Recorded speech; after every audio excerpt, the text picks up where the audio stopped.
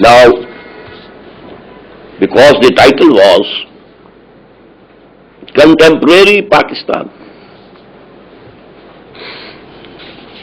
vis-a-vis this possibility of Islamic revolution.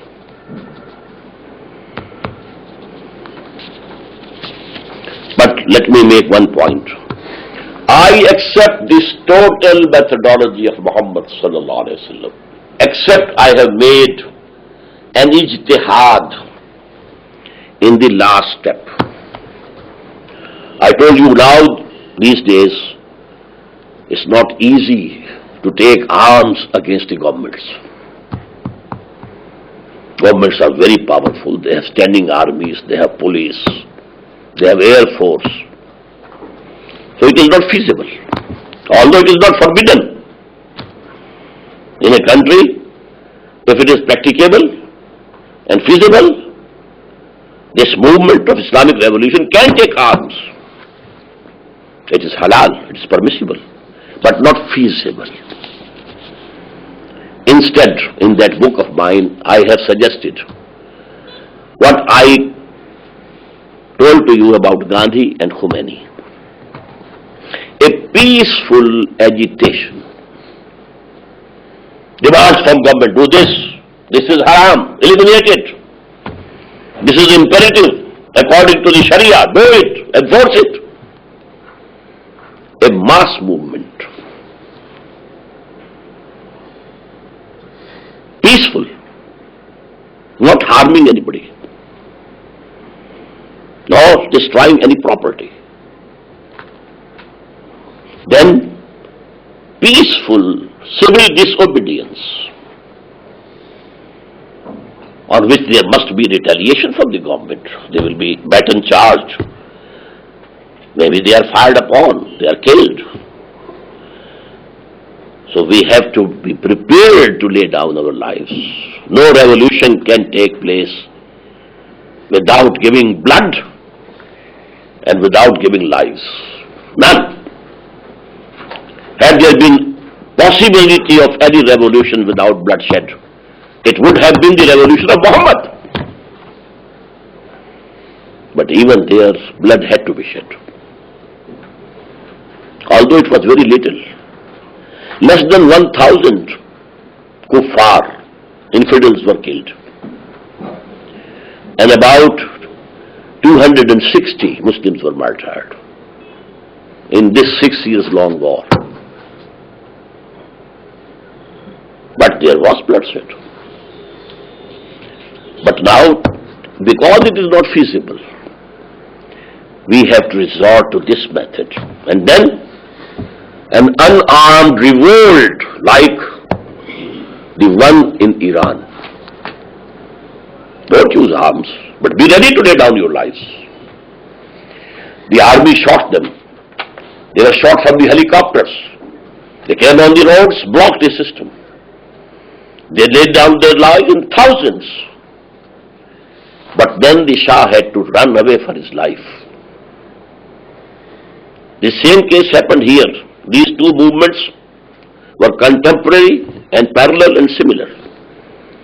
The anti-Bhutto movement in Pakistan in 1977 and the anti-Shah movement in Iran.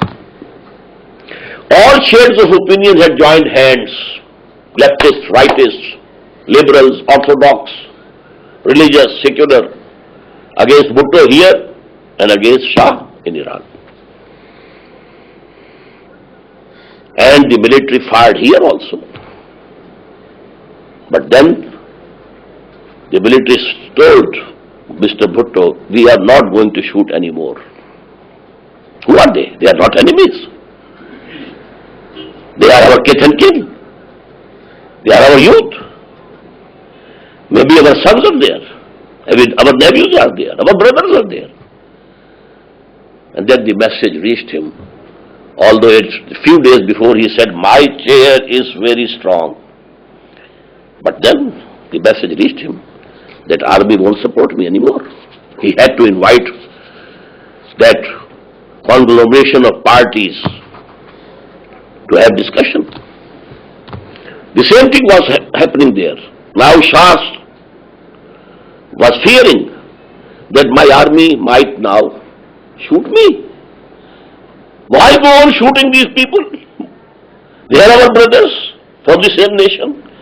We are not an occupation army that we go on killing people.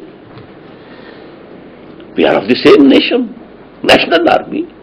It can't go on killing. So they have to give up the support of that system, and that would be the triumph. Now, this detail of what I have given you, a very, very, very brief bird's eye view of the revolutionary struggle of Muhammad.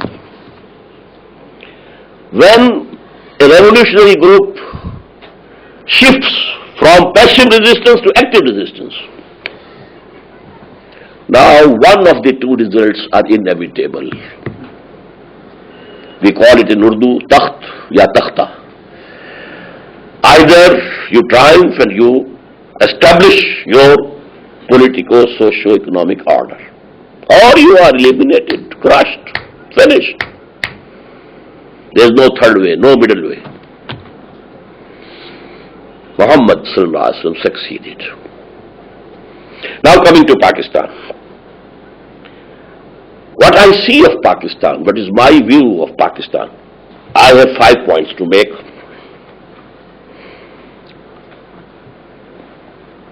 We are a Muslim country, but till this date we are a secular state.